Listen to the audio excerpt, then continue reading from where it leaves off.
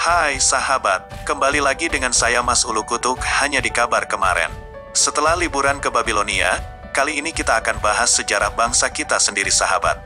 Ada apakah dengan sejarah bangsa kita? Mungkin kalian sudah pada tahu semua, atau pura-pura kagak tahu, atau jangan-jangan sahabat belum tahu beneran. Apakah sahabat penasaran atau biasa saja? Penasaran dong tentunya. Kalau begitu kita lanjut sahabat. Jangan di skip tonton sampai habis. Jangan sampai gagal paham sahabat, nanti jadi salah paham. Nah, sebelum kita lanjut kita intro dulu sahabat.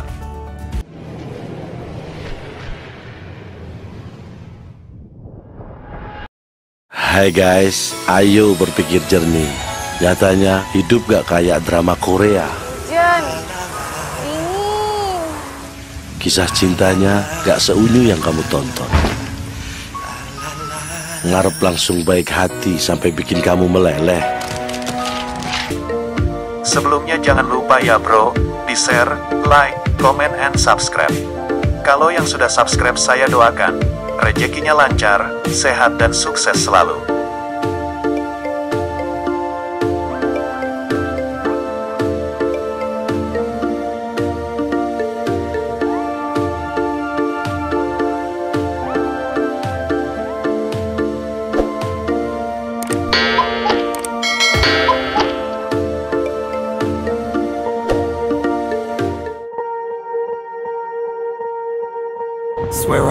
Tangan kanan naik setinggi telinga. Jari 5 berjari. Apakah artinya itu? Negara kita telah merdeka. Suara mengguntur mengucapkan salam nasional merdeka.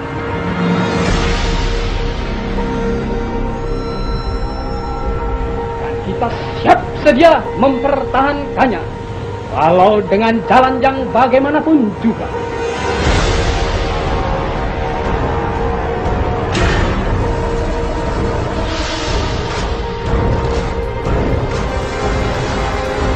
Merdeka!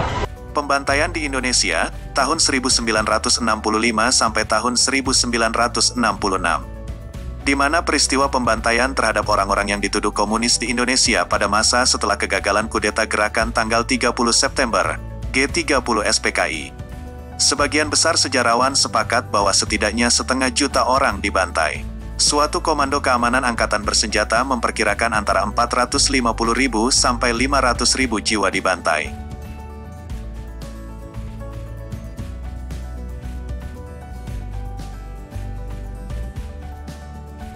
Partai Komunis Indonesia, PKI, merupakan partai komunis terbesar ketiga di dunia. Kadernya berjumlah sekitar 300.000, sementara anggotanya diperkirakan sebanyak 2 juta orang. Selain itu, PKI juga mengatur serikat-serikat buruh.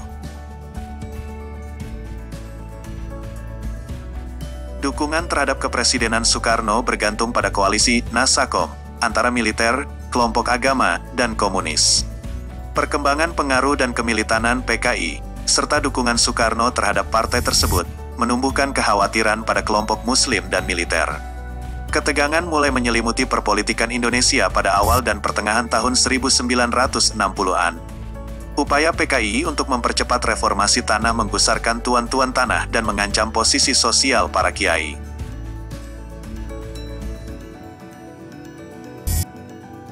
Pada tanggal 1 Oktober tahun 1965, 6 jenderal, 3 diantaranya dalam proses penjemputan paksa pada pagi hari, sedangkan 3 sisanya dan 1 orang perwira menengah pada sore hari, dibunuh oleh kelompok yang menyebut diri mereka sebagai Dewan Revolusi.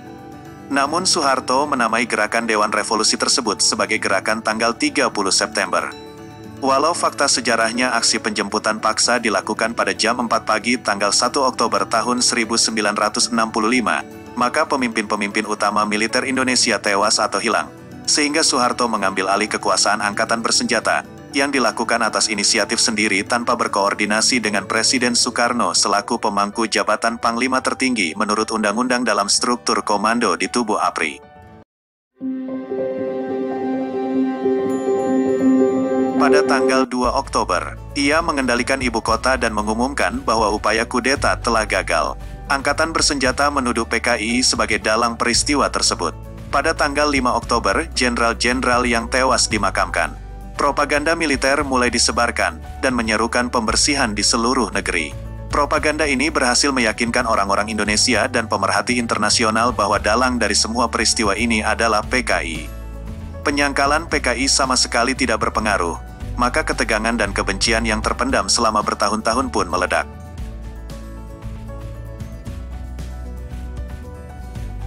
Pembersihan politik. Pemimpin-pemimpin militer yang diduga sebagai simpatisan PKI dicabut jabatannya.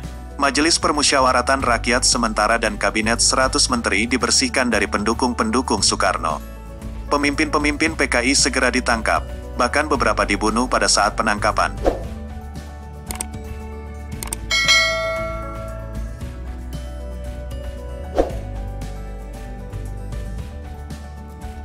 Petinggi Angkatan Bersenjata menyelenggarakan demonstrasi di Jakarta. Pada tanggal 8 Oktober, markas PKI Jakarta dibakar. Kelompok pemuda anti-komunis dibentuk, contohnya Kesatuan Aksi Mahasiswa Indonesia, KAMI, Kesatuan Aksi Pelajar Indonesia, KAPI, Kesatuan Aksi Pemuda Pelajar Indonesia, KAPI, dan Kesatuan Aksi Sarjana Indonesia, KASI.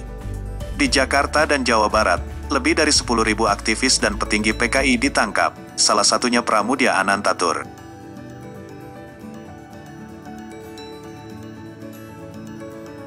Pembantaian. Pembersihan dimulai pada Oktober tahun 1965 di Jakarta, yang selanjutnya menyebar ke Jawa Tengah, Jawa Timur, dan Bali. Pembantaian dalam skala kecil dilancarkan di sebagian daerah di pulau-pulau lainnya, terutama Sumatera. Pembantaian terburuk meletus di Jawa Tengah dan Jawa Timur. Korban jiwa juga dilaporkan berjatuhan di Sumatera Utara dan Bali. Petinggi-petinggi PKI diburu dan ditangkap. Petinggi PKI, Joto, ditembak pada tanggal 6 November, Ketua PKI Dipa Nusantara Aidit pada tanggal 22 November dan Wakil Ketua PKI MH Lukman sesudah Aidit. Kebencian terhadap komunis dikobarkan oleh Angkatan Darat, sehingga banyak penduduk Indonesia yang ikut serta dalam pembantaian ini. Peran Angkatan Darat dalam peristiwa ini tidak pernah diterangkan secara jelas. Di beberapa tempat, Angkatan Bersenjata melatih dan menyediakan senjata kepada milisi-milisi lokal. Di tempat lain, para vigilante mendahului Angkatan Bersenjata, meskipun pada umumnya pembantaian tidak berlangsung sebelum tentara mengenakan sanksi kekerasan.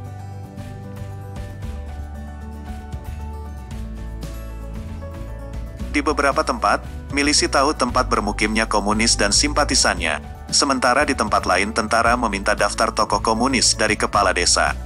Keanggotaan PKI tidak disembunyikan dan mereka mudah ditemukan dalam masyarakat. Kedutaan Besar Amerika Serikat di Jakarta menyediakan daftar 5.000 orang yang diduga komunis kepada Angkatan Bersenjata Indonesia.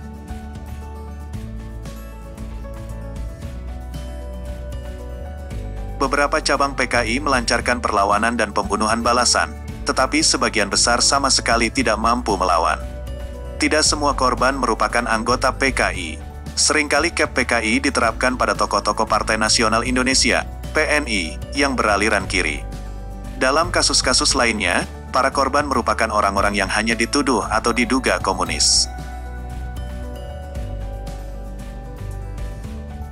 Warga keturunan Tionghoa juga turut menjadi korban. Beberapa dari mereka dibunuh. Di Kalimantan Barat, sekitar 18 bulan setelah pembantaian di Jawa, orang-orang Dayak mengusir 45.000 warga keturunan Tionghoa dari wilayah pedesaan. Ratusan hingga ribuan di antara mereka tewas dibantai.